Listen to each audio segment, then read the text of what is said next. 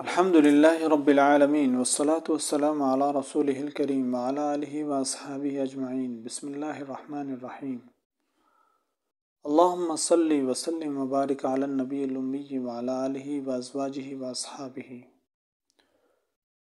اما عائشہ صدیقہ رضی اللہ عنہ فرماتی ہیں کہ آپ صلی اللہ علیہ وسلم نے ارشاد فرمایا ہے کہ جو بندہ یہ چاہتا ہو کہ قیامت کے دن اللہ سے اس حالت میں ملے کہ اللہ تعالیٰ اس سے راضی ہوں، خوش ہوں، تو اسے چاہیے کہ وہ کثرت سے درود شریف پڑھے۔ اس کثرت سے درود شریف پڑھنے پر یہ کتنا بڑا انعام ہے۔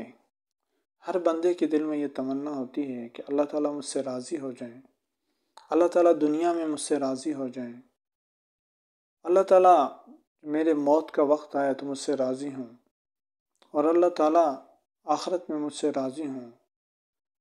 اس کا سب سے بڑا ذریعہ درود شریف کی کثرت ہے۔ جب انسان کثرت سے درود شریف پڑھتا ہے تو رحمتیں اس کی طرف، اللہ کی رحمتیں بارش کی طرح اس پر برستی ہیں، اور جب بارش کی طرح رحمتیں اس پر برستی ہیں تو اس کے گناہ بھی نہیں رہتے اور اس کے درجات بھی بلند ہو جاتے ہیں، اور جب وہ قیامت کے دن اللہ سے ملے گا تو اللہ تعالیٰ اس سے راضی ہوں گے۔